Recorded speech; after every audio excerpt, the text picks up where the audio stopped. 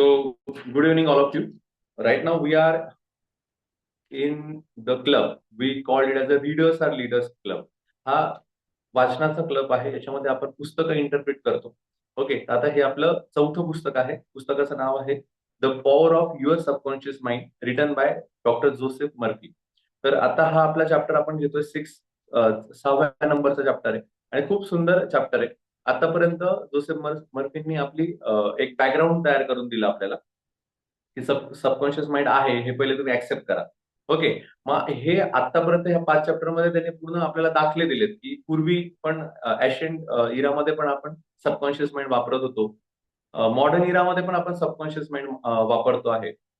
आणि आता तुम्हाला एकदम खात्री पटली की आपण सबकॉन्शियस माइंड आहे, तर मग आता सबकॉन्शियस माइंडचा वापर कसा करून घ्यायचा, तर याच्या प्रॅक्टिकल काही मेथड्स आहेत का, तर त्या मेथड्स आपल्याबरोबर ते आता डिस्कस करणार आहेत. तर चॅप्टरचं नाव आहे practical techniques in mental healing. आता मुद्दाम मेंटल हिलिंग हा शब्द जोसेफ मर्फींनी वापरलाय, कारण की मन जे आहे, मनाची जागा आपल्याला कळत नाही, मन कुठे आहे. ओके, कोणी सांगू शकत नाही की मन म्हणजे कुठल्या शरीराच्या कुठल्या पार्टमध्ये आहे. ओके, तसं आपण मेंटल हिलिंग म्हटलं की मग आपल्याला माहिती की इथून विचार सुरू होतात ना. तर विचारच आपले चांगले दुरुस्त झाले तर विचाराने माणूस बदलतो. माणूस बदलतो इन द सेन्स विचार बदलला तर कृती बदलते, आणि कृती बदलली किंवा पूर्ण कॅरेक्टर बदलतं. ओके, म्हणून त्यांनी सांगितलं की मेंटल हिलिंग आपल्याला करायची आहे, त्यासाठी प्रॅक्टिकल टेक्निक्स कोणत्या. तर डायरेक्टली मी सुरू करतोय. ज्या ज्या टेक्निक्स महत्वाच्या आहेत त्याच्या आधी जोसेफ मर्फी म्हणतात की they are talking about the prayer first. ते म्हणतात की prayer is not begging, prayer is scientific mental action. म्हणजे प्रेयर बद्दल त्यांनी सांगितलं की प्रेयर अशी गोष्ट नाहीये की फक्त तुम्ही ते कुठेतरी काहीतरी मागताय असं नाहीये, किंवा एक जसं भीक मागतोय तशी गोष्ट नाहीये. द प्रेयर इज एक सायंटिफिक मेथड आहे, एक सायंटिफिक ऍक्शन आहे. Your subconscious mind is principle and it works according to the law of belief. त्यामुळे की ही प्रेयर जे तुम्ही काय करणार आहे ते तुम्ही विश्वासपूर्वक करणं गरजेचं आहे. ओके, जर तुम्ही ही विश्वासपूर्वक करत असाल तरच तुम्हाला त्याचे फळं मिळतील, तरच तुमचे प्रॉब्लेम सॉल्व्ह होतील. म्हणजे इथे त्यांना असं सांगायचं की मी पुढच्या जे काही मेथड सांगणार आहेत तर ते तुम्ही बिलीफ म्हणजे विश्वास ठेवून फॉलो करायचंय. पण तुमचं असं आहे की तुमचा विश्वासच नाहीये आणि फक्त त्यांनी म्हटलंय म्हणून मी व्हिज्युअलाइज करतोय, त्यांनी म्हटलंय म्हणून मी काही गोष्टी रिपीट करतोय तर होतील असं अजिबात नाही. You have to believe that you are doing a prayer. Prayer म्हणजे आता काहीतरी गोष्ट आपण फॉलो करणार आहोत. प्रेयर म्हणजे चांगल्या गोष्टींचं आपण परत परत उच्चारण करणार आहोत. तर तुमचा बिलीफ पाहिजे की तुम्ही जे बोलणार आहात ते युनिव्हर्स पर्यंत जात आहे, तुम्ही जे करता आहात ते आपण अट्रॅक्ट करतोय. तर हा जर तुमचा कॉन्फिडन्स असेल, हा जर विश्वास असेल, तरच आता पुढच्या ज्या काही मेथड आहे ते तुम्हाला अप्लाय होतील. तर त्यातली पहिली मेथड ते सांगतात की पासिंग ओव्हर टेक्निक. आता ही टेक्निक छान आहे आणि ह्या पासिंग ओव्हर टेक्निक मध्ये जोसेफ मर्फी म्हणतात की आपले जे काही निर्णय आपण घेत असतो ते कॉन्शियस माइंडने घेत असतो. ओके, पण हे कुठेतरी डीप रुटेड झालेले असतात सबकॉन्शियस माइंड मध्ये. ओके, म्हणजे सबकॉन्शियस माइंडने ह्या सगळ्या गोष्टी अट्रॅक्ट केलेल्या असतात. सबकॉन्शियस माइंडला ती माहिती पटलेली असते की आता हा चला आता इथे मला जायचंय.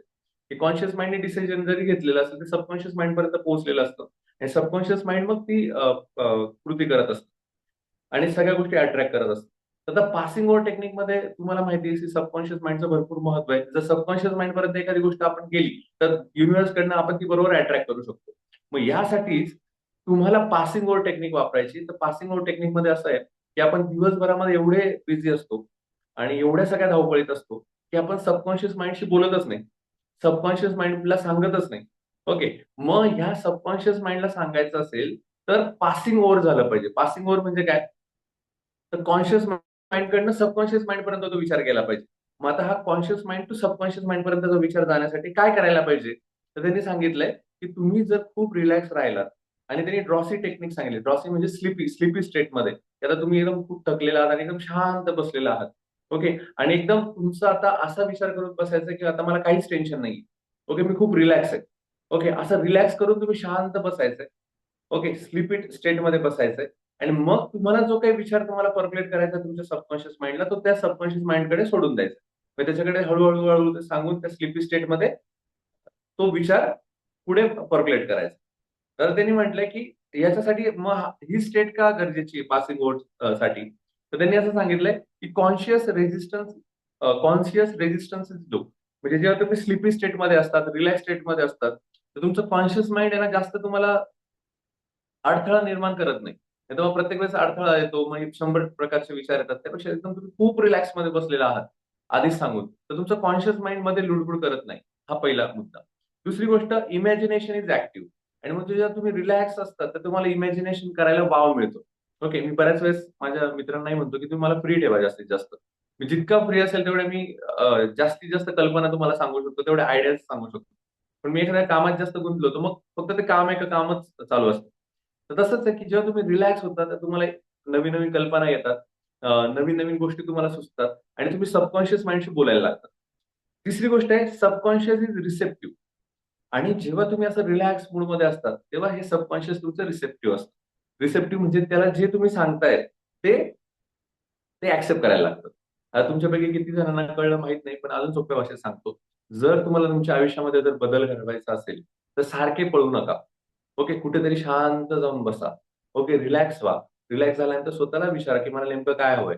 ओके, स्वतःशी बोला आणि त्याच्यानंतर तुम्हाला त्या कॉन्शियस माइंड मधल्या गोष्टी तुमच्या सबकॉन्शियस माइंड मध्ये पर्क्युलेट होतील किंवा तुम्हाला आयुष्यात जे काय हवंय त्याच्यासाठी तुम्हाला वेळ मिळेल. मग अजून याच्यामध्ये सोप्या भाषेत सांगितलं, की स्वतःला या स्टेटमध्ये कसं ठेवू शकतो? तर त्यांनी सांगितलं, एक तर तुम्ही रात्री झोपताना ती मेथड पुढे येते. पण मी इथे आवर्जून सांगतो, की झोपताना नाही शक्य आहे तुम्हाला. ओके. पण तुम्ही दिवसभरामध्ये जेव्हा वेळ मिळेल, तेव्हा सुद्धा रिलॅक्स होऊन ही मेथड वापरू शकता. ओके. म्हणजे तुम्हाला फक्त रिलॅक्स व्हायचंय. ओके. आणि त्या गोष्टी अट्रॅक्ट करायच्या. याच्यामध्ये अजून एक गोष्ट सांगता येईल, जी याच्यात सांगितली नाही. तुम्ही रिलॅक्स व्हायला मेडिटेशन ही टेक्निक सुद्धा वापरू शकता. जसं विपश्यना ही टेक्निक सांगितली. तुम्ही श्वासावर फक्त एकाग्रता व्हा किंवा रिलॅक्स व्हा. किंवा मनशक्ती प्रयोग केंद्राची शरीराशी संवाद म्हणून YouTubeला अवेलेबल आहे. 20 मिनिटाचं मेडिटेशन आहे. ते तुम्ही करू शकता. ओके. मग जेव्हा तुम्ही मेडिटेशन पण करता, तेव्हा पण तुम्ही you are just directly talking with your subconscious mind. आता तुमच्यापैकी काही जण म्हणत असेल, की सर मेडिटेशन म्हणजे मग शून्य विचार. तर शून्य विचार होत नाहीत लगेच. तर आधी बरेच विचार मनामध्ये उलट असं वाटतं, की मी आता उलट स्टेबल आहे. उलट ध्यान करायला बसलो तर उलट जास्त विचार डोक्यात यायला लागले. असं होतं. पण ते येऊ द्यावे लागतात. ते येऊन ते परत निघून जातात. थोडं बसून जसं पाणी काही वेळानंतर बरोबर सेटल होतं. तसं आपले पण विचार या काही वेळानंतर ऑटोमॅटिक सेटल होतात. तर तसं तुम्ही स्वतःला वेळ द्या आणि ह्या पासिंग ओव्हर टेक्निककडे लक्ष द्या. मग पासिंग ओव्हर टेक्निक आता तुमच्या मनामध्ये लक्षात राहील, अरे पासिंग ओव्हर म्हणजे काय? कॉन्शियस माइंडकडनं सबकॉन्शियस माइंडकडे आपल्याला चांगले विचार पाठवायचे. मुद्दाम चांगले विचार म्हटलं, की तुम्ही जसे पाठवाल ते तसं तिथपर्यंत जाणार आहे. त्याच्यानंतर त्याचं एक्झाम्पल दिलं, की एखाद्याला समजा स्मोकिंग क्विट करायची. मग त्याने काय करायचं, की कुठेतरी जाऊन शांत बसल्यानंतर सारखं स्वतःला म्हणायचंय, की I am completely free, harmony and peace fill my mind. म्हणजे ही शांतता माझं मन आता पूर्ण व्यापून घेते आणि मी कम्प्लिटली फ्री आहे. मी कुठल्याच बॅड हॅबिटला डिपेंडंट नाहीये. ओके, असं त्यांनी शांत त्या रिलॅक्स स्टेटमध्ये म्हणायचंय आणि त्याला खरंच ते 8 ते 10 दिवसामध्ये त्याला तो रिफ्लेक्शन दिसायला लागेल. मग तुम्ही म्हणाल म्हणजे रिफ्लेक्शन दिसेल म्हणजे काय दिसेल? रिफ्लेक्शन दिसेल याचा अर्थ असा आहे, की जेव्हा त्याला स्मोकिंगची इच्छा होईल, तर आतूनच सबकॉन्शियस माइंड म्हणेल, की नाही बाबा मला आता आपण ठरवलंय की नाही करायचं, किंवा नाही स्मोकिंग करायची तर नाही करायची. आपण थोडं डिले करू. म्हणजे ऑटोमॅटिक ते सबकॉन्शियस माइंड तुम्हाला तशी साथ देईल आणि त्याच्याही पुढे असं आहे, की तुमची जे एन्व्हायरमेंट आहे ते पण बरंच बदलेल आणि ह्या गोष्टी तुमच्या एफर्टलेसली होतील. ओके, तुम्हाला कुठलीही एफर्ट जास्त द्यायची गरज नाही. सबकॉन्शियस माइंडला तुम्ही जर सांगून टाकलं, त्या गोष्टी बरोबर मार्गी लागतील. त्याच्यानंतर दुसरी टेक्निक आहे ती म्हणजे your subconscious accept your blueprint. म्हणजे ही पुढची टेक्निक आहे ती म्हणजे ब्ल्यूप्रिंट टेक्निक. जसं फॉर एक्झाम्पल आपण जर म्हटलं आपल्याला एखादा ब्रिज बांधायचा आहे. ओके. आता मी नुसतं तुम्हाला म्हटलं ब्रिज बांधायचा आहे. तरी पण कितीतरी गोष्टींचा विचार आपल्याला करावा लागतो, की ब्रिज कुठे बांधायचा आहे, कशाने बांधायचा आहे, कोणासाठी बांधायचा आहे. त्याच्यानंतर सॉरी, कोणासाठी बांधायचा आहे. त्याच्यानंतर इंजिनियर लगेच विचार करतो, त्या जागेला जाऊन भेट देतो, की ह्या जागेवर मला ब्रिज बांधायचा आहे. मग तो कसा बांधता येईल? मग त्याचं एक ब्लूप्रिंट तो तयार करतो, की चला आपण त्याचं मेजरमेंट होतं, सगळे डिटेलिंग होतं आणि डिटेलिंग झाल्यानंतर त्याचं एक ब्लूप्रिंट तयार होतं. काही ठिकाणी तर त्याचा प्रोटोटाइप पण तयार होतो. म्हणजे छोटा ब्रिज पण तयार करून बघितला जातो आणि मग त्या अनुषंगाने मोठा ब्रिज तयार होतो. त्याच पद्धतीने इथे त्यांनी सांगितलंय, की तुम्हाला जे तुमच्या गोष्टीमध्ये आयुष्यामध्ये हवंय, त्याचं एक ब्लूप्रिंट तुम्ही तुमच्या मनामध्ये तयार केलं पाहिजे. ओके. आता हे ब्लूप्रिंट म्हणजेच व्हिज्युअलायझेशन टेक्निककडे ते थोडं वळतात. पण त्याच्याआधी त्यांनी ब्लूप्रिंट शब्द वापरलाय. म्हणजे ज्यांना ब्लूप्रिंट समजतंय त्यांनी ब्लूप्रिंट विचार करा. तर त्यात त्यांनी काय-काय ऍड केलंय ते मी तुम्हाला सांगतो. ते म्हणतायत, की जे पेराल ते उगवेल. तर तुमच्या मनाला तुम्ही जे काही पेरून ठेवलेलं आहे तेच उगवणार आहे. ही एक तर पहिली गोष्ट तुम्हाला क्लिअर कट ठेवायचं आहे. इफ युअर ब्लूप्रिंट कंटेन्स, आता तुमची जी काही ब्लूप्रिंट आहे, त्याच्यामध्ये समजा भीती असेल, निराशा असेल, लॅक असेल, तर तेच उगवेल. ओके. मग तुमची ब्लूप्रिंट काय कंटेंट करते याच्यानुसार रिफ्लेक्शन होणार आहे. मग तुमचा पहिली गोष्ट कॉन्फिडन्स पाहिजे. तुमचा पहिली गोष्ट थॉट प्रोसेस पाहिजे. की अरे मी तर सारखा घाबरतोय, मी सारखं याला याला रागव, त्याला रागव, याचा मत्सर कर, ओके याला शिव्या दे आणि ह्या सगळ्या गोष्टी करतोय. म्हणजे माझं ब्ल्यू प्रिंट हे सगळं या पद्धतीचं आहे आणि मी असा विचार करतोय की मला खूप सुंदर काहीतरी निर्माण करायचं तर तुम्ही निर्माण नाही करू शकणार. ओके, जसं ब्रीथचं ब्ल्यू प्रिंट दिलंय त्याचनुसार ब्रीथ तयार होईल ना. त्याच पद्धतीने जर तुमच्या मनामध्ये अशा सगळ्या वेगवेगळ्या भावना आहेत ज्या की निगेटिव्ह आहेत, तर त्या निगेटिव्ह भावना तुमच्या मनामध्ये असेल, तुमचं जे काही रिफ्लेक्शन्स आहे ते पण निगेटिव्ह तयार होईल. त्यामुळे तुमची ही ब्ल्यू प्रिंट तुम्हाला पहिले काय करायची, स्वच्छ करून घ्यायची. ओके, मग त्याच्याही टेक्निक आहेत बऱ्याच. जसं पुढे त्यांनी काही टेक्निक दिल्या की ही ब्ल्यू प्रिंट तुम्ही स्वच्छ करू शकता. तर त्याच्याऐवजी you will construct those experiences if your blue print contains. आता पुढचे सांगितलंय, जर तुमच्या ब्ल्यू प्रिंट मध्ये हार्मनी आहे, हेल्थ आहे, कॉन्फिडन्स आहे, पीस आहे, तर ह्या प्रकारच्या जर तुमच्या गोष्टी असतील तर लाईफ विल रिफ्लेक्ट इट. मग ह्या लाईफ तुमचं त्याच गोष्टी तुमच्या बरोबर रिफ्लेक्ट करेल. त्यांनी एक सांगितलं की एक स्टुडंट होता आणि तो सारखा असं म्हणायचा की मला मॅथ अवघड जातं. I am weak in math असं सारखं त्याचं म्हणणं चालायचं. कोणी विचारलं, "अरे काय रे काय म्हणतो? मॅथचा अभ्यास कसा चाललाय?" "नाही मी मॅथ माझं खूप कच्चं आहे." केव्हा काही सांगितलं की मॅथ माझं कच्चं आहे. मग त्याने सारखं ते ब्लू प्रिंट करून ठेवलं. आणि मग असं झालं की काही एक पार्ट होता मॅथमॅटिक्स मधला तो खूप सोपा होता. ओके. आणि तो सगळ्यांना जमला, पण त्यालाच जमला नाही. कारण त्यांनी आधीच सांगून ठेवलं होतं मनाला की मला मॅथ अवघड जातं. मग असं जर तुम्ही सगळं निगेटिव्ह निगेटिव्ह भरून ठेवलं, तर अशा सोप्या सोप्या गोष्टी आयुष्यामधल्या असतात, त्या पण आपल्याला कठीण वाटायला लागतात. If the student shift blue print, जर त्या स्टुडंटने जर त्याचं ब्ल्यू प्रिंट शिफ्ट केलं, म्हणजे कसं, एव्हरी डे माय अंडरस्टँडिंग इम्प्रूव्ह. म्हणजे त्यांनी फक्त शब्द बदलले, की ठीक आहे माझा मॅथ अवघड असेल, पण मी असा शब्द जर मांडले, की रोज माझं मॅथ थोडं थोडं इम्प्रूव्ह होतंय. रोज मी थोडा थोडा इम्प्रूव्ह होतोय. रोज माझं टॅलेंट वाढतंय. आता फक्त अवघडच्या ऐवजी फक्त त्यांनी शिफ्ट त्याचे शब्द बदलले, त्याचं ब्ल्यू प्रिंट बदललं. तो ऍक्सेप्टर मोडमध्ये आला, की अरे हा मला मॅथ आता थोडं थोडं समजायला लागले.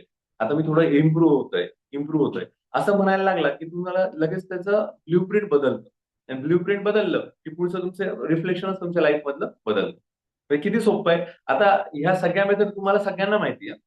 पण इथे आपण कॉन्शियस होतोय. कॉन्शियस होतोय, की हा अरे हे असं होतं का? मी हा निगेटिव्ह विचार करत होतो का? किंवा मी कॉन्शियस कडनं सबकॉन्शियस कडे पाठवतच नव्हतो थॉट्स. तर ह्या गोष्टी आता तुम्हाला याच्यामध्ये कळतात. द त्याच्यानंतर the science of arts of true prayer. True प्रेयरचं महत्व त्यांनी इथे सांगितलंय, की true prayer is not emotional drama. It is a mental agreement.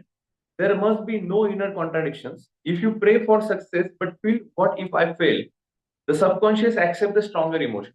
म्हणजे इथे त्यांचं असं म्हणणं आहे की तुम्ही जी प्रार्थना करताय, ओके, जी गोष्ट तुम्हाला हवी आहे. आता आपल्यापैकी सगळेजण आपण देवाला काही काही मागत असतो. पण ते मागत असताना त्याच्यामध्ये आपल्याला शंका पण असते. शंका अशी असते की अरे आपण मागतोय पण मग होईल का? मी परीक्षेत तर मला भरपूर मार्क मिळवायचे पण मी नापास झालो तर. तुमच्यापैकी काही जण असतील किंवा इव्हन मी पण असे खूप जण बघितलेले आहेत की ते डाऊट, सेल्फ डाऊट म्हणतो आपण त्याला, स्वतःवर डाऊट असतो किंवा ते जे करतायत त्याच्यावर ते डाऊट असतो. आणि मग ह्या डाऊट असताना जोसेफ मर्फी म्हणतो की तुम्ही एखादी गोष्ट मागताय आणि ती मनापासून जरी मागताना जर तुमच्या त्याचा डाऊट असेल, तर डाऊटची इमोशन जास्त असल्यामुळे ती गोष्ट सक्सेस होत नाही आणि तुम्ही खरंच फेल होता. ओके. त्यामुळे कुठलीही गोष्ट मागताना कुठलाही डाऊट न ठेवता, ओके, तुम्ही ती गोष्ट छान पद्धतीने मागितली पाहिजे, तर तुम्हाला मिळण्याचे चान्सेस जास्त असतात. त्याच्यानंतर पुढची टेक्निक त्यांनी सांगितली आहे, ती म्हणजे व्हिज्युअलायझेशन टेक्निक. ओके, व्हिज्युअलायझेशन बऱ्यापैकी सगळ्यांना माहिती आहे. आणि मी जसं माझं लहानपणीचं उदाहरण तुम्हाला सांगतो, की आमचे एक सर होते आणि ते आमच्याकडनं मानस पूजा करून घ्यायचे. ओके, आता ही मानस पूजा is nothing but the visualization technique. फक्त त्या सरांनी थोडं ऍड ऑन जर केलं असतं आम्हाला, की ती मानस पूजा आम्ही आमच्या करिअरसाठी वापरायची, तर अजून काहीतरी थोडं अजून छान करता आलं असतं. पण हरकत नाही, त्यांनी ती मानसपूजा आम्हाला शिकवली होती. तर मानसपूजेला आम्हाला पीटीचा जो पहिला जो तास असायचा, त्या तासाला ते बसवायचे. सगळेजण मांडी घालून छानपैकी बसायचे ग्राउंडवर आणि माईक त्यांच्या हातात असायचा आणि त्या माईकवर ते सांगायचे, की सगळ्यांनी छान डोळे मिटा. आम्ही डोळे मिटायचो. आणि डोळे मिटल्यानंतर ते सांगायचे, की आपल्या गावाबाहेर कुठलं दैवत आहे? आम्ही सांगायचो आमची इथे देवी आहे बाहेरची. तर ते सांगायचे, की चला आता आपल्याला त्या देवीला जायचं. तर मग डोळे मिटलेले असायचे बरं का. मग आम्ही लगेच ते सांगायचे त्या पद्धतीने, "हां, चला आता रिक्षाला हात द्या." मग आपण रिक्षा पकडलेली आहे. आता रिक्षाने आपण त्या गावाबाहेरच्या देवीपर्यंत पोहोचतो आहोत. तिथे पोहोचल्यानंतर मग आता म्हणजे डिटेलिंग होता, पूर्ण डिटेलिंग. मग देवीकडे गेल्यानंतर लगेच देवीचं दर्शन घेतो का आपण? नाही. मग तिथे हे बसलेले आहेत सगळे, पुजारी बसलेले आहेत. काही जण फुलं विकतायत. चला आपण एक ₹10 ची फुलं घेऊया. मग मी खिशातनं पैसे काढले, ₹10 ची फुलं घेतले. मग फुलामध्ये कुठले प्रकार आहे हे पण ते सांगायचे. मग फुलामध्ये मी मस्तपैकी सॉरी झेंडूचे काही फुलं घेतलेले आहेत, काही जास्वंदीचे फुलं घेतलेत. आता ते घेऊन मी पुढे जातोय. मग मी चप्पल काढलेली आहे आणि मग मी आता देवीसमोर उभा आहे. देवी खूप छान पद्धतीने सजवलेली आहे. तिकडे आरती चालू आहे. सगळे लोक दर्शन घेत आहेत आणि आता मी लाईनीत उभा आहे. आणि लाईनीत गेल्यानंतर मी आता देवीचं दर्शन घेतो आहे. फुलं चढवतो आहे. तो तो जो भटजी तो मला प्रसाद देतो आहे. मी प्रसाद घेतला. आता मी गोल राऊंड मारतोय. असं करत करत करत ते परत आम्हाला 10 मिनिटांनी परत घेऊन यायचे. ओके. आता हे झालं व्हिज्युअलायझेशन. म्हणजे आम्ही तिथे गेलो होतो का? नाही. पण ते सगळे फिलिंग जे मी आता समजा प्रत्यक्ष गेलो, की तेव्हा मला जी फील होईल, ते सगळे फिलिंग्स मला तिथे जागेवर बसून सरांनी अवगत करून दिले होते किंवा ते मानस पूजेमध्ये सांगायचे. आता ही सेम टेक्निक तुम्हाला काय करायची? व्हिज्युअलायझेशन टेक्निक म्हणून तुमच्या जी गोष्ट तुम्हाला आयुष्यामध्ये अचीव्ह करायची त्यासाठी करायची. जसं फॉर एक्झाम्पल जे काही विद्यार्थी जेईचं प्रिपरेशन करतात, काही जे युपीएससीचं प्रिपरेशन करतात, काही सीएचं प्रिपरेशन करतात, तर यांनी व्हिज्युअलायझेशन टेक्निक कशी वापरायची? तर त्याच्या मागे खूप महत्वाचं की व्हिज्युअलाइज करताना तुम्ही आधीच जसं विश्वराज बाम यांनी पण व्हिज्युअलायझेशन टेक्निक सांगितली. राहुल द्रविडशी बोलताना सांगितलेली आहे, अंजली भागवत यांच्याशी बोलताना सांगितलेली आहे.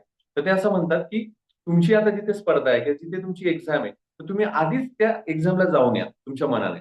म्हणजे जेव्हा तुम्ही आता अभ्यासाला बसणार आहे, तर अभ्यासाला बसतानाच डोळे मिटायचे तुम्हाला आणि डोळे मिटून म्हणायचं की हा चला आता मी बस पकडली आणि मी त्या एक्झाम सेंटरला गेलोय. एक्झाम सेंटरला गेल्यानंतर माझ्या हातात आता उत्तरपत्रिका आलेली आहे. बाकी सगळ्या ठिकाणी गोंधळ चालू आहे, पण माझं मन खूप शांत आहे आणि खूप शांत शांत पद्धतीने मी एक्झाम पेपर हातात घेतलेला आहे. मला क्वेश्चन पेपर पण मिळालेला आहे आणि सगळे क्वेश्चन जे मी माझ्या पद्धतीने अभ्यास केलाय, ते सगळे प्रश्न माझ्या याच्यामध्ये आलेले आहेत आणि खूप छान टेम्परामेंट ठेवून कुठलंही सिली मिस्टेक न करता मी तो पेपर सॉल्व्ह करतो आहे. ओके. तो माझ्या पुढे एक्झामिनर पण आहे. तो कधी-कधी बडबड करतोय, पण माझं त्याच्याकडे लक्ष नाहीये. वॉच मी बरोबर घेतलेलं आहे. 2 पेन माझ्या बरोबर आहेत. काही लागलं तर पाण्याची बॉटल माझ्याकडे आहे. ह्या सगळ्या गोष्टी घेऊन मी चाललोय. म्हणजे the thing is that we are mentally preparing ourselves for that exam. आता तुम्ही म्हणाल, "सर हे असं काही गरज आहे का?" अहो, आमच्याकडे असे काही विद्यार्थी की ज्यांचं आम्हाला असं वाटत होतं की यांचा 99 स्कोर येईल. त्या विद्यार्थ्यांचा स्कोर काहींचा 7 आलेला आहे. काहींचा 89 म्हणजे काहींचा 70 आलेला आहे. मग त्यांना विचारलं, "अरे तुम्ही तर 99 म्हटले होते, एवढं का कमी आलं?" तर ते म्हणतात, की "आम्ही जेव्हा एक्झाम सेंटरमध्ये गेलो, तर आम्ही गोंधळून गेलो एकदम. आम्हाला सुचलंच नाही. आम्ही एकदम एक तो मुलगा म्हणे, "मी खूप एक्साइटेड होऊन गेलो." कारण पेपर सोपा होता आणि त्याला सगळ्यात कमी मार्क पडले. एक जण म्हटलं, "मी गेल्यानंतर मला कळलंच नाही, की काय करायचं?" कारण मला एवढे सगळे जण दिसले आणि I was not mentally prepare. आता मी फक्त आपल्या याच्यामध्येच फक्त एक्झाम देत होतो. आता इथे सगळ्यांबरोबर एक्झाम देतोय. तो शॉक झाला. ओके. त्यांना कमी मार्क पडले. मग इथं विश्वराज बाम पण तेच सांगतात, की अंजली भागवतला त्यांनी आधी 100 वेळेस सांगितलं होतं, की "तू मनाने प्रॅक्टिस कर. तिथे जाते. आणि तो नेम नेम तू बरोबर धरते आणि तुझा तो अचूक लागतोय." ओके. Feel that moment. याला आपण म्हणतो व्हिज्युअलायझेशन टेक्निक. आता हे जेव्हा तुम्ही करतात ना, तर तुमच्या सबकॉन्शियस माइंडने या सगळ्या गोष्टी आधीच प्रेडिक्ट केलेल्या असतात. सबकॉन्शियस माइंडने हे आधीच सगळं ठरवून घेतलेलं असतं आणि आधीच तसं अट्रॅक्ट केलेलं असतं. त्याला द सिक्रेट पुस्तक पण खूप छान पद्धतीने जस्टिस देऊ शकेल. तर मग ही गोष्ट तुम्हाला पाळायची, ह्या सगळ्या गोष्टी तुम्हाला अट्रॅक्ट करायच्या आणि व्हिज्युअलाइज करायचं. आणि जसं फॉर एक्झाम्पल आपण बिझनेसच्या बाबतीत म्हणू, की उद्या तुमची एखादी बिझनेस मीटिंग आहे. जसं मी माझ्या वेळेस बऱ्याच वेळेस केलेलं आहे आणि ते सक्सेसफुल पण झालेलं आहे. म्हणजे अशा काही ठिकाणी लोकं जाऊ शकत नाही आणि त्यांना एंटरटेन नाही करू शकत. अशा ठिकाणी मी जाऊन ती डील पण क्रॅक केली. तर मी आधीच व्हिज्युअलाइज करायचो, की yes I am going to meet that person आणि तो मला वेळ देतोय आणि मी आता ज्या वेळेस जातोय त्यावेळेस त्याचा मूड चांगला आहे. ओके आणि तो माझं सगळं ऐकून घेतोय आणि once he talk with me for 1 or 2 minutes तर त्याला पुढचं मग ते होऊन जातं इझी. पण ते आधी व्हिज्युअलाइज करावं लागतं, की अरे हां, मी तिथे जातोय, ह्या सगळ्या गोष्टी होतायत आणि होतं. म्हणजे तुमचं उद्या जे काही काम करणार आहे, त्याचं काम आधीच तुम्ही मनात करून घ्यायचं. आणि तुम्हाला खरं सांगतो, ही गोष्ट खूप अवघड आहे. ओके, अवघड का म्हणतोय मी? की आपल्याला तो वेळच नसतो. आपण इतकं रॅट रेसमध्ये पडलेलो असतो, की नाही लगेच पुढचं काम, लगेच पुढचं काम हे. आणि नंतर रडत बसतो, "अरे हे काम नाही झालं, ते काम नाही झालं." मग एवढं करण्यापेक्षा आधीच व्हिज्युअलाइज करून घेतलं आणि मग शांततेत तिकडे गेलं, तर ते कामं होतात. ओके, पण हा विश्वास तुम्हाला पाहिजे आणि हे व्हिज्युअलायझेशन टेक्निक तुम्ही जास्तीत जास्त वापर करून घेतली पाहिजे. ओके. त्याच्यानंतर त्यांनी पुढची टेक्निक सांगितली मेंटल मूव्ही मेथड. आता ऍक्च्युअली मेंटल मूव्ही मेथड तेच आहे. त्याला व्हिज्युअलायझेशन टेक्निक म्हणतो, की तुम्ही चित्र बनवून घ्या. अ, की जसं फॉर एक्झाम्पल त्यांनी एक्झाम्पल दिलंय, see buyer handling check, feel naturalness, sleep with that feeling. म्हणजे असं असं इमॅजिन करा तुमची डील क्रॅक झालेली आहे. त्या माणसाने तुम्हाला एक चांगला चेक दिलेला आहे आणि तो चेक तुमच्या आता खिशात आहे. असं इमॅजिन करून तुम्ही छानपैकी झोपा. ओके. आणि मग उद्या जेव्हा उठाल तर ती फिलिंग तुम्हाला जगायची ना, जेव्हा उठाल त्यानंतर जेव्हा तुम्ही त्या डील क्रॅक करायला जाता, नक्की ती डील तुमची क्रॅक होईल. ओके, तर हा सगळा सबकॉन्शियस माइंडचा खेळ आहे. जे आजच जॉईन झाले असतील त्यांना ह्या सगळ्या गोष्टी कळतील अशी मी गॅरंटी घेत नाही. कारण त्यांना असं वाटेल हे काय बोलतायत, पण याच्या मागे द सिक्रेट पुस्तक आम्ही वाचलेलं आहे. त्याच्या आधी 4-5 चॅप्टर सबकॉन्शियस माइंडवर झाले. त्यानंतर तुम्हाला या गोष्टी कळू शकतील. त्याच्यानंतर पुढची सगळ्यात महत्वाची मेथड आहे ती म्हणजे स्लीपिंग टेक्निक. जसं स्लीपिंग टेक्निक म्हणजे झोपताना तुम्हाला तुमच्या जी काही गोष्ट हवी आहे आयुष्यामध्ये ती तुम्हाला मागायची. ओके. आता याला मी स्ट्रॉंगली आधार तुम्हाला मी आधी सांगितलं होतं की मनशक्ती प्रयोग केंद्राने झोपेतून शिक्षण नावाची एक मेथड सांगितली. ओके. तर ती पण तुम्हाला सांगतो, ती इथे लगेच आपण लिंक करून देऊ. तर झोपेतून शिक्षणमध्ये त्यांनी काय सांगितलंय की तुम्हाला समजा विद्यार्थी असतील इथे जॉईन, तुम्हाला जी गोष्ट अवघड वाटते, ओके, समजा आपण असं धरूया की तुमचा मॅथमॅटिक्स अवघड आहे आणि मॅथमॅटिक्सचे तुम्ही फॉर्म्युले काढून ठेवले, समजा A+B चा स्क्वेअर. ओके, आणि हा तुम्हाला लक्षात राहत नाही, तर रात्री झोपताना काय करायचंय, तो फॉर्म्युला म्हणजे आता झोपताना म्हणजे काय, 10 वाजता तुम्ही लाईट लाईट बंद करून झोपणार आहात आणि किंवा झोपत आहात, तर त्यावेळेस झोपण्याच्या स्थितीमध्ये ते फॉर्म्युले घ्यायचे, ते वाचत वाचत झोपायचे. ओके, वाचत वाचत झोपले की ती नोटबुक तिथेच ठेवून द्यायची. सकाळी जेव्हा उठाल तुम्ही, समजा 6 वाजता उठलात, 5 वाजता उठलात, तर पहिली तीच नोटबुक घ्यायची आणि परत ते फॉर्म्युले वाचायचे. ओके. यामुळे ते फॉर्म्युले जास्त लक्षात राहतात. तुम्ही म्हणाले हे कसं होतं? तर आपलं जे सबकॉन्शियस माइंड आहे हे कधीच झोपत नाही. आता मी असं तुम्हाला म्हणेल, की रात्री तुम्ही 10 वाजता झोपताना फॉर्म्युले वाचायच्या ऐवजी एखादी भुताची मालिका बघा, एखादी हॉरर स्टोरी बघा. तुम्हाला रात्री स्वप्न पण भुताचे पडतील. ओके, हॉरर एकदम स्वप्न पडतील, एकदम तुम्ही दचकून उठाल. का तर सबकॉन्शियस माइंड त्याच विचार करत असतं. मग इथे तुम्हाला काय करायचं, इनपुट चांगलं द्यायचं. इनपुट काय दिलंय विद्यार्थ्यांनी, की अरे A+B चा फॉर्म्युला माझ्या लक्षात राहत नाही, तुम्हाला हा पाठ करून दाखव. माझ्या 170 रिएक्शन पाठ होत्या केमिस्ट्रीच्या. कुठली विचारली मी सांगू शकतो, कारण मी हे झोपेतून शिक्षण वापरायचो.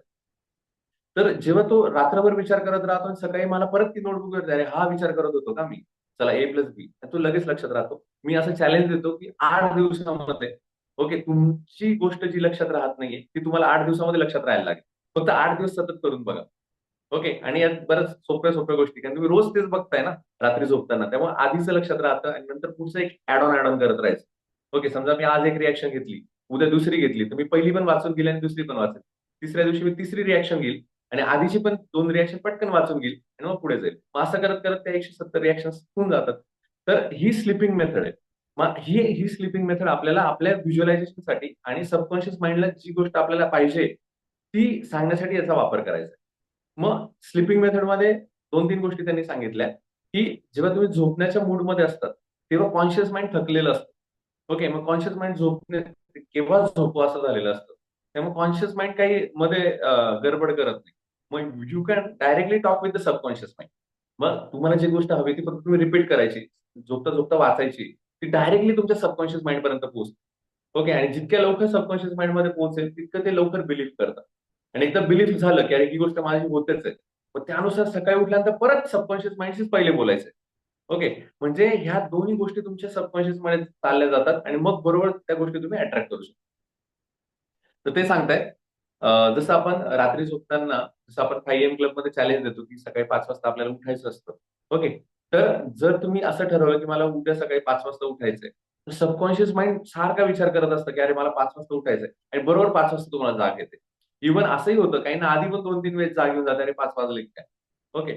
तर हे सबकॉन्शियस माइंडचं काम आहे, की तुम्हाला जे हवंय, ओके, ते ते बरोबर तुम्हाला सांगतं आणि त्याचे क्लूज देतं. त्यानुसार सगळे इव्हेंट्स मॅनेज करतं. म्हणजे हीलिंग करतं, गाईडन्स देतं, तुम्हाला आयडिया सुचतात. ओके. तर हा सगळा सबकॉन्शियस माइंडचा खेळ आहे. पुढे त्यांनी सांगितलंय, पुढची मेथड म्हणजे ग्रॅटिट्यूड मेथड. त्याला त्यांनी म्हटलंय थँक यू टेक्निक.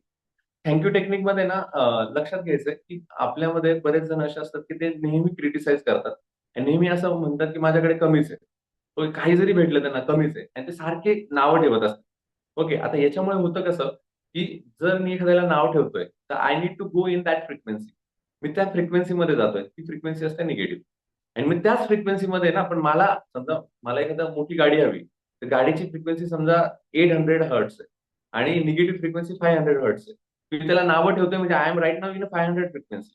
पण तो वेळ मी इथे जर त्याला म्हटलं, की लेट इट गो यार, हे जाऊ दे. मला याला नावं ठेवण्यापेक्षा हा माझ्याकडे असताना मला कितीतरी त्याचा फायदा झालाय. ओके. त्याच्याबद्दल मी थँक यू म्हणतो आणि मग परत तुम्ही 800 फ्रिक्वेन्सीमध्ये येतात आणि 800 फ्रिक्वेन्सीमध्ये तुमचा जितका वेळ जाईल तितक्या लवकर ती गोष्ट तुमच्यापर्यंत मिळेल. ओके. आता अजून थोडं थोडक्यात सांगतो. समजा मी तुम्हाला सांगितलं 10 किलो वजन उचलायचंय. ओके. आता 10 किलो वजन उचलायला तुम्हाला 100 कॅलरीज एवढं ताकद लागते किंवा 100 कॅलरीज एवढी एनर्जी लागते.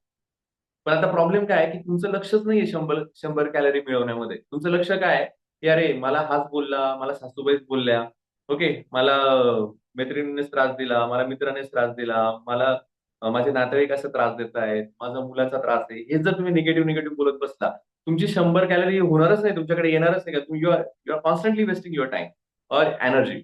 Instead of that, if you focus on earning that 100 calories, you can leave that weight as early as possible. म्हणजे 100 कॅलरीज मिळवण्यावर तुम्ही फोकस करा ना, की ती गोष्ट तुम्हाला मिळून जाईल. ओके. पण आपण तसं नाही करत. आपण निगेटिव्ह एनर्जी, निगेटिव्ह गोष्टींकडे जास्त लक्ष लक्ष देतो. मग इथे त्यांनी थँक्यू मेथड असं म्हटलंय, की तुमच्याकडे जे नाही त्याविषयी अजिबात बोलू नका. जे तुम्हाला आहे त्याच्याविषयी थँक्यू म्हणायला सुरुवात करा. की देवा आज माझ्याकडे ही ही गोष्ट नाही असं म्हणायची, अरे थँक्स देवा की माझा श्वास चालू आहे. थँक्यू देवा आज माझे हात पाय सगळे व्यवस्थित काम करतायत. काहींना ते तसंही नसतं. आज माझ्याकडे 2 डोळे आहेत. माझ्याकडे सगळ्या गोष्टी ज्या दिल्या आहेत त्याबद्दल मी तुझा धन्यवाद आहे. काहींना तेही गोष्टी नसतात. असं जेव्हा तुम्ही थँक्यू म्हणायला लागतात, इव्हन आपला शत्रू सुद्धा आपल्याला बरंच काही शिकून गेलेला असतो. त्यालाही थँक्यू म्हणायचं. कारण तुझ्यामुळे आज मी एवढा अवेअर झालो. तुझ्यामुळे मला 100 गोष्टी शिकायला मिळाल्या. आज जर तू नसता, जसं फायनान्शियल गोष्टीमध्ये पण आहे ना, आम्हाला बऱ्याच वेळेस काहींनी फसवलं. पण मी अजूनही आभार मानतो. थोडासा माईकचा बंद करा प्लीज. अजूनही मी देवाचे आभार मानतो, की ती फायनान्शियल जी आमची फसवणूक झाली, जर ती झाली नसती, तर आज आम्ही मोठे व्यवहार करू शकलो नसतो. म्हणजे बघा ना, की रँडमली समजा एखाद्याने आम्हाला फसवलं. त्याचा अर्थ काय होतो, की आम्ही खूप पटकन कोणावर तरी विश्वास ठेवतोय किंवा पटकन आम्ही लक्ष नाही घालत आहे, की ह्या गोष्टी. पण त्या फसल्या गेल्यामुळे असं झालं, आम्हाला लक्षात आलं, की अरे हे व्यवहार या पद्धतीने करावे लागतात. आणि त्यामुळे जेव्हा आमचे मोठे व्यवहार व्हायला लागले, तेव्हा आम्ही कुठे चुकायची गरजच नाही, की आम्हाला माहिती आहे ही प्रोसेस आहे. वकील काय असतो, ओके, कोण कशा पद्धतीने बोलतं, मग माणूस ट्रेन होऊन जातो. मग तुम्ही जे निगेटिव्ह एक्सपिरियन्स आहे, you take it as a positive and say thank you to the god. Okay, की देवा यार तुम्हाला शिकवलंच आहे. आज मी इथपर्यंत आलोय आणि आज अवेअर आहे आणि अजून मी पुढे प्रगती करणार आहे. कारण आपली स्वप्न मोठी असतात. तर मोठ्या स्वप्नासाठी संकट पण तेवढी मोठी अंगावर घ्यावी लागतात. जसं तुम्ही कृष्णाचं उदाहरण घ्या, रामांचं उदाहरण घ्या. हे कॉन्स्टंटली जन्माला आल्यापासून, म्हणजे श्रीकृष्णाचं उदाहरण तुम्ही जर बघितलं, तर जन्माला पण ते जेलमध्ये आलेले आहेत. ओके, म्हणजे तुरुंगामध्ये आलेले आहेत. मग तिथून संकट सुरू झालेले आहेत. ओके, वय वय तर 2-3 वर्ष असतात त्यांना, मग ती राक्षसी घ्यायला आली. म्हणजे तुम्ही जर बघितलं, तर पदोपदी त्यांच्याकडे संकट होते आणि आज म्हणून ते मोठे झाले. रामांचंही तसंच आहे. कुठेच त्यांना कुठल्याही गोष्टी असं थांबता नाही आलं, की प्रत्येक वेळेस काही काही संकट त्यांच्या पुढे चालू होते आणि त्या संकटांवर तारून ते उभे राहिले. आणि कुठेही पण तुम्ही ह्या दोन्ही मूर्ती बघितल्यात ना, हे कुठेही तुम्हाला असं दिसणार नाही रामाने कोणाला तरी क्रिटिसाइज केलंय, श्रीकृष्णाने कोणाला तरी क्रिटिसाइज नाही, ते हॅपी आहे. त्यांना माहिती आहे की this is a fact, I want to fight with this. आता हे जे सगळं झालंय त्यासाठी मी तुमचा ऋणी आहे, आभारी आहे आणि ते पुढे चालत गेलेले. ओके, खूप काही गोष्टी शिकण्यासारख्या आहेत. इव्हन छत्रपती शिवाजी महाराजांचं पण बघितलं ना तुम्ही, तर त्यांनी सोल्युशन्स काढलेत सगळ्या बाबतीमध्ये. कुठे ते रडत बसलेले नाहीयेत. म्हणजे हे खरे हिरो आहेत आपले. यांचा जरी तुम्ही विचार केला ना, तुम्हाला हे gratitude, visualisation, affirmation, thank method, ह्या सगळ्या गोष्टी तुम्हाला त्याच्यामध्ये कळतील.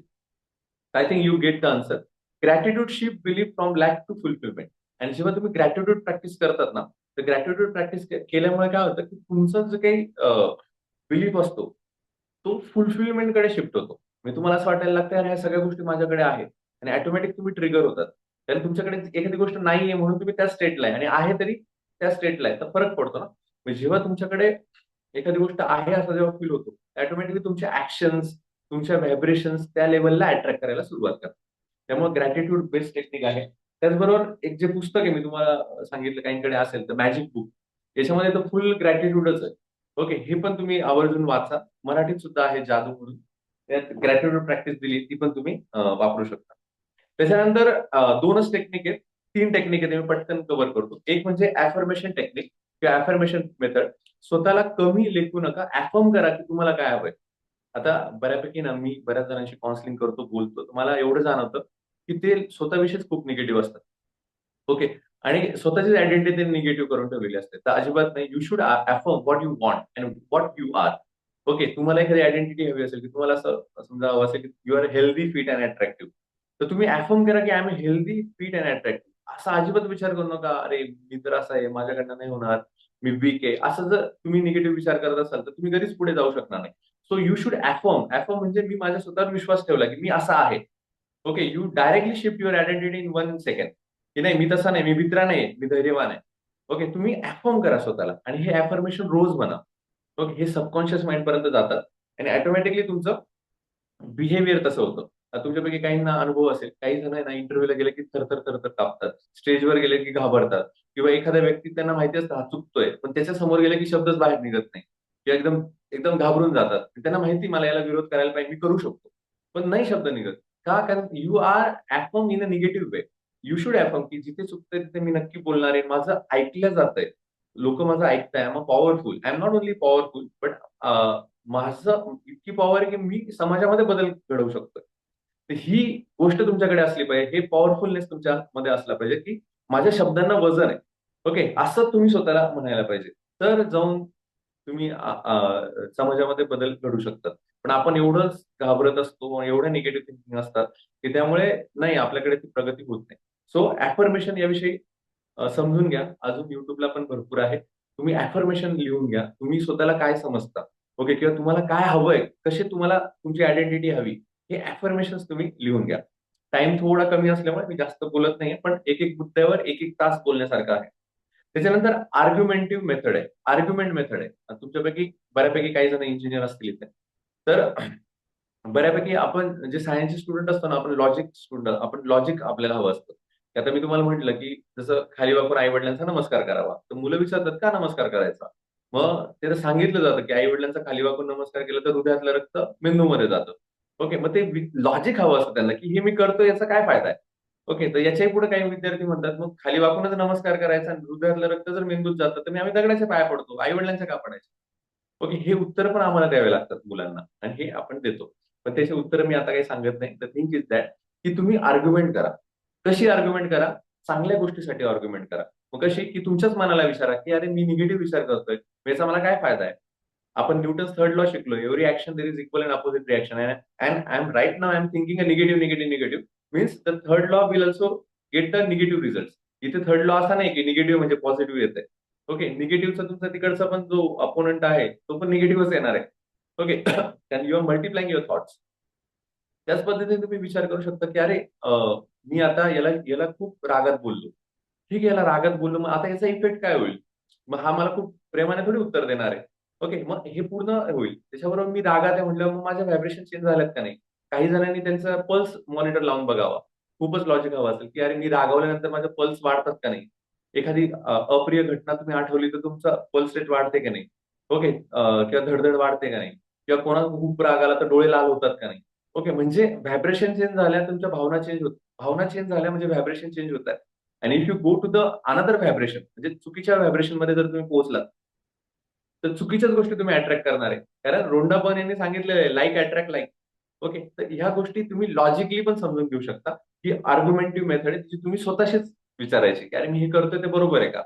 ओके, आणि खूपच गरज पडली तर तुम्ही तुमच्या जे जवळचे आहेत, ज्यांना तुम्हाला असं वाटतं की थोडंफार नॉलेज आहे, तर त्यांच्याशी तुम्ही ती डिस्कस करा. पण चुकीच्या लोकांबरोबर डिस्कस करू नका. म्हणून मी असं म्हटलं की कारण काय होतं, काही गोष्टी काही लोक अजून निगेटिव्ह करून टाकतात. त्यापेक्षा दुसऱ्या मेथड त्या वापरा. आर्ग्युमेंटिव्ह मेथड साठी क्वालिटी असलेला माणूस तुमच्या समोर पाहिजे, किंवा तसा अभ्यासपूर्वक माणूस पाहिजे. त्याच्याबरोबरच तुम्ही थोडंसं भांडा. म्हणजे मी असं म्हणेल क्वालिटी म्हणजे ज्याचं स्पिरिच्युअल बॅकग्राऊंड आहे. ओके, आणि आपल्या समाजामध्ये खूप छान माणसं आहेत, खूप दिग्गज माणसं आहेत की जे फक्त तुम्ही शोधायची आहेत. ती शोधली की ऑटोमॅटिक तुम्हाला ती गोष्ट सापडेल किंवा त्यांच्याशी तुम्ही भांडू शकता. लास्ट मेथड आहे ती म्हणजे डिक्री मेथड. डिक्री मेथड म्हणजे तुम्हाला जे हवंय त्याबद्दल विश्वाला ऑर्डर द्या. म्हणजे ऑर्डर द्यायची की नाही मला हे हवंय आणि मला असंच हवंय आणि मी असंच करेल. ओके, म्हणजे यू शुड बी ऑथॉरिटेटिव्ह. स्वतःला कमी न लेखता डायरेक्टली ऑथॉरिटी तुम्ही तुमची गाजवू शकता. त्याच्यामध्ये त्यांनी सांगितलंय a women trouble bye an unwanted person. जसं एक भगिनीला एक जण त्रास देत होता सारखा सारखा आणि ती खूप घाबरली होती. पण नंतर तिने स्वतः मनामध्ये ठरवलं की नाही, हे विश्व मी असं अफर्म करते की मला कोणीही त्रास देत नाहीये आणि जो कोणी त्रास देत असेल तो मला आत्ताच्या आता तो बंद व्हावा. कारण मला I am here to live and to enjoy my life आणि मला तो पर्सन माझ्या लाईफमध्ये नकोय, तर मला त्याची लुडबुड माझ्या आयुष्यात नकोय. त्यांनी अशी ऑथॉरिटिव्हली कमांड दिली त्या सबकॉन्शियस माइंडला आणि विश्वाला, आणि विथिन 2 डेज तो माणूस परत त्याला कधीच दिसला नाही. याला आपण डिक्री मेथड म्हणतो. याला असंही म्हणतात की विश्वाला मागा तुम्ही, विश्वाला तुम्ही ऑर्डर द्या. विश्व द्यायलाच बसलेलं आहे. ओके, विश्वाकडे भरपूर आहे, ट्रिमेंडस आहे, फक्त तुम्ही मागण्याची देर आहे. जसं बऱ्याच वेळेस काही वेळेस आहे ना, आपण मागायचंच राहून जातं. आपण मागतच नाही तेव्हा पुढचा देतच नाही. काही ठिकाणी मागावे लागतं. इथे डिक्री मेथड तुम्ही ती वापरू शकता. तर इन शॉर्ट आपण याच्यामध्ये असं शिकलेलो आहोत, subconscious does not argue. Subconscious तुमच्या बरोबर आर्ग्यू करत नाही. तुम्ही जे सांगणार आहे ते परक्युलेट करणार आहे. It accept what you emotionally accept. Relaxation increases receptivity. जितकं तुम्ही रिलॅक्स व्हाल तेवढं जास्त गोष्ट तुम्ही ऍक्सेप्ट कराल. त्यामुळे दिवसभराचा एक संकल्प करायचा की आता मी थोडं धावपळ न करता थोडं रिलॅक्स बसेल. ओके, रॅट रेस मध्ये अजिबात पडू नका. रॅट रेस काय शब्द आहे हवं तर थोडा शोधून घ्या. ओके, तुमचं जे अल्टिमेट गोल आहे ते म्हणजे फायनान्शियल फ्रीडम असलं पाहिजे आणि टाइम फ्रीडम असलं पाहिजे. ओके, हे दोनच फ्रीडम मी माझ्या एक्सपिरियन्स सांगतोय की तुमच्याकडे जो टाइम फ्रीडम आहे, कारण टाइम हा थांबत नाही. तुम्ही अशा गोष्टी करायला पाहिजे आयुष्यामध्ये की ज्याच्यामध्ये तुम्हाला टाइम फ्री भेटेल तुम्हाला आवडत्या गोष्टी करण्यासाठी.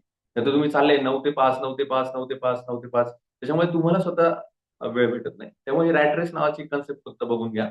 आणि फायनान्शियल फ्रीडम म्हणजे काय, तुम्ही अशा गोष्टी कुठल्याही गोष्टी करत असताना तुम्हाला इकडे फायनान्शियल कॉम्प्रोमाइज नाही झालं पाहिजे.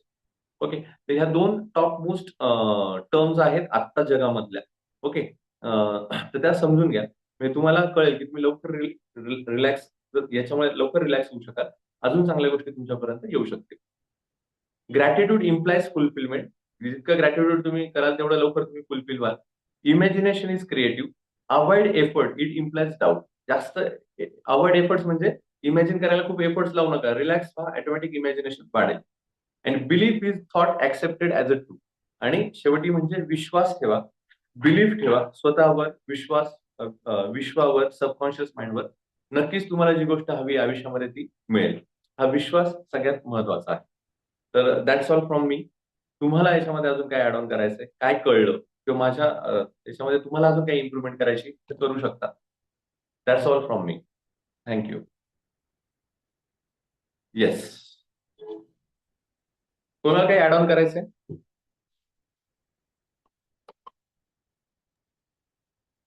काही समजलंय का पाठ? तर समपच करावा लागेल मला असं वाटतं, कारण अं, मला असं वाटतं सगळे मुद्दे तुम्ही खूप छान समजूनच सांगितलेले आहेत. हा. फक्त आता आपल्याला त्याची एक समरी घेतली किंवा मागच्या टॉपिक्सला आपण रिलेट करून घेतले हा. की आपल्याला तो मुद्दा ते जास्ती आणखीन आपल्या याच्यात पक्क होत जातं. जर समजा एक्झॅक्ट. आपण सगळ्यात आधी पहिल्या अगदी ह्याच्यापासून घेतलं तर पहिलाच आपल्याला चॅप्टर म्हणाला होता की first you believe ki there is subconscious mind which is working for you and the way you give it the instructions it will carry out without questioning. हा पहिला बरोबर. झाला. दुसरा येस. होता की याचा उपयोग पूर्वापार पद्धतींमध्ये पण केला गेला, आता पण केला जातोय. आणि येस. त्याच्यासाठी बिलीफ हा वाढला पाहिजे तुमचा, की येस. हे हा हे केल्यानंतर आपल्याला हे रिझल्ट मिळतायत. हे जेव्हा व्हिज्युअलाइज होतं, म्हणजे मी समजा हातात एखादा ताईत बांधलाय, तर मला हा. याच्यामुळे आरोग्य मिळणार आहे हे जेव्हा आपल्या मनात पक्क होतं, त्यावेळेला त्या येस. ताईतकडे बघितलं गेलं की आपोआप आपण आपल्या सबकॉन्शियसला रिपिटेटिव्हली सांगतो की no I am getting better and better. हा एक भाग झाला. आणि बरोबर. आता आपण तर वेगळे वेगळे टेक्निक्सच आजच्या सगळ्या सेशन मध्ये बघितले. खरंय. सो इन अ वे थोडक्यात तुम्ही काही काही वेळेला असंही धरून चालू शकता की subconscious your own subconscious is like a next person sitting with you and exactly. You are treating him in a fair way, की त्याला येस. तुम्ही काही वेळेला समजावून सांगताय, काही वेळेला त्याला दरडवून पण सांगताय आणि येस. काही वेळेला त्याच्याशी तुम्ही वाद घालून पण सांगताय की तू कसं बरोबर. हे होतंयस असं. अशा पद्धतीचं मला असं वाटतं आतापर्यंतच आपलं याच्यामधनं इनपुट्स आपण घेतलेत असं बरोबर. म्हणायला हरकत नाही असं मला वाटतं. But still there may be some loose ends So anybody can correct me if I'm wrong. बरोबर आहे, बरोबर. म्हणजे तुम्ही खूप छान समराईज केलं उलट. आणि त्यामुळे सगळ्यांना त्याचं परत एकदा रिव्हिजन झालं. आणि हा जो पॉईंट मांडला तुम्ही, तर थर्ड पर्सन सारखा नाही का, तो एक दुसराच पर्सन आहे सबकॉन्शियस. मग त्याला आपण कसं ट्रीट करतो, तर तो आपल्याला ट्रीट करणार आहे. पण त्याच्यामध्ये आपल्यापेक्षा जास्त पॉवर आहे, म्हणजे कॉन्शियस माइंडपेक्षा सबकॉन्शियस माइंड सगळ्यात जास्त पॉवर आहे. त्यामुळे त्याला खूप छान ट्रीट करणं गरजेचं आहे. ओके. हाँ हाँ. येस. हा, आणि कालचा जो एक प्रश्न होता ना, मी नंतर अजून थोडा विचार त्याचा केला, की तुम्ही असं सांगितलं की समजा माझी 2 वर्षानंतर एक्झाम आहे, समजा मी सीए व्हायचंय मला, आणि मला माहिती आहे की 2 वर्षानंतर मी क्वालिफाईड होणार आहे, किंवा आपण असं थोडं आयएस व्हायचंय आणि माझं ग्रॅज्युएशन अजून झालं नाही. तर ऍक्च्युली काय आहे, मागताना पण आपण त्यांनी असं सांगितलंय की मागताना पण आपण तसं टेक्निकल मागायला हवं. आपण चुकीच्याच गोष्टी मागतोय ना, तर चुकीच्या वेळेत चुकीची गोष्ट मागतोय तर आपल्याला ती गोष्ट भेटणारच नाही. मग आपण मागताना पण अशा गोष्टी मागायच्या की जे प्रॅक्टिकली शक्य आहेत. ओके. जसं फॉर एक्झाम्पल एक जण होता की तो म्हटला की मला मिलिटरीत जायचं, पण प्रॅक्टिकली त्याची उंची 4च फूट होती, आणि तो सारखा हम्म, मॅनिफेस्ट करायचा मला मिलिटरीत जायचं, मिलिटरीत नाही जाऊ शकत ना, कारण उंचीच 4 फूट आहे. त्याला ऑलरेडी त्याचं लिमिटेशन माहिती होतं. तर मग हम्म. पण आपण टेक्निकल कसं मागायचं. त्याचबरोबर त्यांनी असं सांगितलंय की म्हणजे रावणाचं उदाहरण सांगितलं की रावणाने सीतेसाठी एवढे प्रयत्न केले, त्यांनी ते त्यासाठी हे सगळं केलं, मग रावणाला सीता घरीच नाही मिळाली. ओके. हम्म. मग काही म्हणतात की नाही, हे पुस्तक पण फेलच आहे बुवा, असं कुठे आहे. मग रावणासारखा एवढा मोठा माणूस तो जर मॅनिफेस्ट करत होता, अट्रॅक्ट करत होता, त्याला सीता भेटायला हवी होती. पण मग इथे विश्वाचा दुसरा नियम येतो की तुमचा हेतूचा परत. जर तुमचा हेतूच चुकीचा आहे, तुम्ही मॅनिफेस्ट करताय, तर निसर्ग तुम्हाला देणार नाही. ओके. मग निसर्गामध्ये ही पण तडजोड केलेली आहे की तुमचा हेतू चांगला पाहिजे. जर हेतू चांगला असेल तरच विश्व तुमच्यासाठी काम करेल. तुम्ही किती मॅनिफेस्ट करा, किती मनापासून करा, तर ती गोष्ट सक्सेस नाही होणार. आणि हाँ. दुसरी मॅनिफेस्ट करतोय ना, म्हणजे चांगल्यासाठी पण चांगले लोक मॅनिफेस्ट करताय ना, तर त्यामुळे ती गोष्ट लागू आहे. त्यामुळे हेतू महत्वाचा आहे, आणि प्रॅक्टिकली ते शक्य आहे का नाही ते पण म्हणजे बसतंय का नाही बरोबर, ते पण आपण बघायला पाहिजे. हा, म्हणजे थोडक्यात before asking anything just check out whether you really deserve it or not, or is it practically possible or हा, not. It is practically possible आहे का नाही ते एकदा बघायला पाहिजे. हाँ हाँ. येस. बरोबर. थँक्यू. अजून कोणाला काही ऍड करायचं? हम्म. अ, सर, करायचं आहे मला ऍड. हो. आजच्या लेसन मध्ये आपण सगळे टेक्निक शिकलो की काय केल्याने ते विचार आपल्या सबकॉन्शियस माइंड पर्यंत जातील. ह्याच्यातल्या खूपशा गोष्टी आपण द सिक्रेट किंवा या बुकच्या स्टार्टिंगलाच शिकलोय. आज हम्म. अफर्मेशन म्हणजे याच्यावर पण फोकस होता. आणि म्हणजे माझा एक्सपिरियन्स आहे, आपण अफर्मेशन्स रेग्युलरली करायला पाहिजे. आता अफर्मेशन म्हणजे जसं की तुम्ही सांगितलं युट्यूबवर पण भरपूर अवेलेबल आहे. तर आता प्रत्येकाला ज्याला जे अचीव्ह करायचे त्याच्यानुसार आपण अफर्मेशन्स लिहून घ्यावे. आणि ते रेग्युलर केल्याने काय होतं, ते थॉट्स आपल्या सबकॉन्शियस माइंड पर्यंत जातात. आणि म्हणजे प्रॅक्टिकली हे कसं आहे की आपण तसे वागायला लागतो किंवा आपण तसंच विचार करायला लागतो. हम्म. आणि आपण बरोबर जसा विचार करतो ते घडतात गोष्टी. Exactly, exactly. खरंच. ते निगेटिव्ह, आपला माइंडसेट निगेटिव्ह होत नाही या गोष्टीमुळे. अफर्मेशन्स म्हणजे खूप महत्वाचे आहे असं मला वाटतं. बरोबर, बरोबर. आणि ऍक्च्युली ना, प्रत्येकाच्या इथे ना काहीतरी ऍफर्मेशन पाहिजे, कारण केव्हा काय होतं, आपण जेव्हा आपल्या संकटात असतो ना, ते ऍफर्मेशन आपल्याला खूप साथ देतात. ओके. लगेच ते आठवतात, आय एम बेस्ट, असं आठवतं आपल्याला लगेच, आणि आपण ती गोष्ट लढतो. येस. जसं मला आठवतं की माझ्या प्रत्येक इयरला आहे ना, मी वेगवेगळे वाक्य दिले होते. जसं पहिलं FY ला असताना मी असं वाक्य दिलं होतं की आय एम अनस्टॉपेबल. ओके. मग जेव्हा काही वाटायचं की मला इंग्लिश थोडं इम्प्रूव्ह करायचं होतं, किंवा मला काही गोष्टी कळत नव्हत्या, मी सांगायचं I am unstoppable, I I want to do it, आणि मी हे करेल. त्याच्यानंतर पुढे जेव्हा एका ठिकाणी प्रोफेसर होतो, तेव्हा मला अशा बऱ्याच अडचणी आल्यानंतर मला अभ्यास करताना यांचा मूव्ही बघितला होता, काय मांझी मांझी यांचा होता, आणि त्याच्यामध्ये त्यांचं एक वाक्य होतं, जब तक तोडेंगे नाही तब तक छोडेंगे नाही.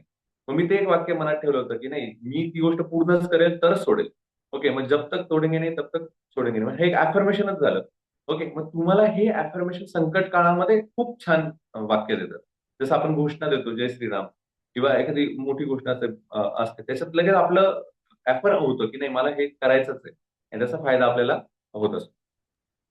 छान. सर, अजून एक गोष्ट, जी गोष्ट आपण मॅनिफेस्ट करतोय, तर व्हिज्युअलायझेशन हा पण एक मुद्दा होता. तर म्हणजे वे व्हिज्युअलाइज न करता डायरेक्ट तुम्हाला काय हवंय, म्हणजे फायनल तुम्हाला रिझल्ट काय हवाय हे पण जर आपण आपल्या डोक्यात पक्क ठेवलं ना, गोष्टी बरोबर तशा जुळून येतात. म्हणजे ठीक आहे, ज्या मार्गाने आपण विचार केलेला असतो तसं नाही घडत, ते वेगळ्या पद्धतीने घडतात, पण जो शेवट तुम्हाला हवा असतो तो होतो. बरोबर, बरोबर. एक्झॅक्ट. आणि त्यासाठी त्यांनी काय सांगितलंय म्हणजे तुमच्यापैकी काही जण विचारतील, "सर व्हिज्युअलाइज करायचंय, पण आम्ही गाडीच कधी घेतलेली नाहीये आणि मी समजा एखाद्या गाडीची मी समजा मॅनिफेस्ट करतोय, मला ती गाडी हवी. पण मी फीलच घेतला नाही ना तो." मग रोंडा पण यांनी ॲक्चुअली त्यांच्या पाठात सांगितलं, की तुम्ही जाऊन टेस्ट ड्राईव्ह घ्या. तिथे जाऊन गाडी बघून या, फील करा आणि फील केल्यानंतर परत घरी या आणि मग तो व्हिज्युअलाइज करा. ओके. तर तो फील पण महत्वाचा असतो. ओके. त्या पद्धतीने पण आपण तो विचार करू शकता. येस. तर आणि अजून लास्ट मुद्दा, जेव्हा मला असं वाटतं की आता हे घडणारच नाही किंवा ही गोष्ट घडू शकत नाही, हे खूप टफ आहे, तर तेव्हा मी स्वतःला सांगते, जे आता आपलं एका बुकमध्ये वाक्य शब्द आला होता, शब्द डिसबिलीफ, हा एकच शब्द लक्षात ठेवायचा, म्हणजे ना मॅनिफेस्टेशन एकदम सोपं होऊन जातं. हं. एखादी गोष्ट घडणार नाही असं आपल्याला वाटतंय, हां. तर फक्त एवढं करायचं की अरे हे माझं डिसबिलीफ आहे, हे स्वतःला सांगायचं, म्हणजे तो थॉट आपण आपलाच कॅन्सल करायचा. बरोबर तुम्ही पॉझिटिव्ह माइंडसेटवर येतात. हं, हं. बरोबर आहे. एक्झॅक्ट. आणि तिथे पॉझिटिव्ह राहणं गरजेचं आहे. सगळ्याच गोष्टी आपल्यासारख्या होतील असं नसतं. त्याला वेळ लागतो. काही आपली साधना कधी-कधी कमी पडते. त्यामुळे हे पण आपल्या मनात राहू द्यायचं. साधना कमी पडली आणि I will try again. Okay. कुठल्याही गोष्टीला एक फायनाईट एनर्जी लागते कंप्लीट व्हायला. जसं आपल्या इथे ॲक्टिव्हेशन एनर्जीचं एक सर्कल म्हणतो. त्यानुसार ती एनर्जी तिथपर्यंत आली की ती गोष्ट मिळते. फक्त त्याच्यावर फोकस ठेवून प्रयत्न करणं गरजेचं आहे. येस. अजून कोणाला काही करायचं ॲड? इथे काही जण विचारतात, श्री दादा विचारतात, श्री सर, की रेकॉर्डिंग कुठे भेटेल? तर YouTubeला मी रेकॉर्डिंग अपलोड करतो. फक्त मी ग्रुपवर का टाकली नाही? कारण सगळ्यांनाच अ, म्हणजे त्याची लिंक हवी असेल असं नाही. आणि काय होतं, की रेकॉर्डिंगचं झालं तर सगळेजण असं वाटतं, की ऑनलाईन जॉइन होण्यापेक्षा आपण रेकॉर्डिंग बघू. पण मी स्वतः बरेच सेमिनार केले, तर रेकॉर्डिंग कधीच ऐकली जात नाही. ओके. पण पर्सनली तुम्हाला हवी असेल तर मी तुम्हाला पाठवेल. मला फक्त WhatsAppला हाय करा. माझा नंबर असेलच तुमच्याकडे. तर हाय करा, मी तुम्हाला ती लिंक पाठवतो. Okay. Yes, readers are leaders आहे. मी तुम्हाला लिंक पाठवतो. ज्यांनाही लागेल लिंक त्यांनी आवर्जून मला मागा. मी मला लिंक देतो. ओके. ठीक आहे. सर, तर आणि आता मॅजिक मॅजिक बुकची पण तुम्ही लिंक शेअर करणार होते ना? कसली? मॅजिक बुक जे रेग्युलर प्रॅक्टिस घेतात, तुम्ही हां, कोणाचं हां. नाव रेफर केलं? मी ती पण तुम्हाला सेंड करतो. पर्सनली पाठवतो. ओके. चालेल सर, चालेल. येस, ती पाठवतो. तर आता आपण इथे थांबतो आहोत. सगळेजण जॉइन झालेत त्याबद्दल धन्यवाद. आणि बाकीच्या लोकांना जास्तीत जास्त सांगा, कारण हे आपण विनामूल्य ठेवलंय. त्यात त्यांचा नक्कीच फायदा होणार आहे. त्याचबरोबर 2 मार्चपासून आपण 5 AM क्लब सुरू करतोय. म्हणजे ही 3rd बॅच सुरू होईल 5 ची. ज्यांना 5 क्लबला जॉइन व्हायचं असेल त्यांनी जॉइन व्हा. खूप छान उपक्रम आहे. आणि तुम्हाला असं वाटेल की काय करायचं त्याच्यामध्ये, की आमच्याकडनं होईल का नाही? तर सहज होईल. आणि काय करायचं ते पण आम्ही तुम्हाला सांगू. म्हणजे तुमचं जे काम आहेत तेच तुम्हाला करायचे. असं नाहीये की तुम्ही प्रायोरिटी सोडून आम्ही सांगू ते करायचं, असं नाहीये. तुम्ही तुमची कामं करायची आहेत. फक्त त्याच्यामध्ये रिपोर्टिंग ठेवलेली आहे आपण, की तुम्ही खरंच जागे आहात ना, हे फक्त समजण्यासाठी. तर ती फक्त तुम्ही फॉलो करू शकता. ओके. तर आता इथे आपण थांबतोय. सगळे जॉइन झाले त्याबद्दल धन्यवाद. सगळ्यांनी छान कॉपरेट केलं, समजून घेतलं त्याबद्दल धन्यवाद, धन्यवाद, धन्यवाद. Thank you sir.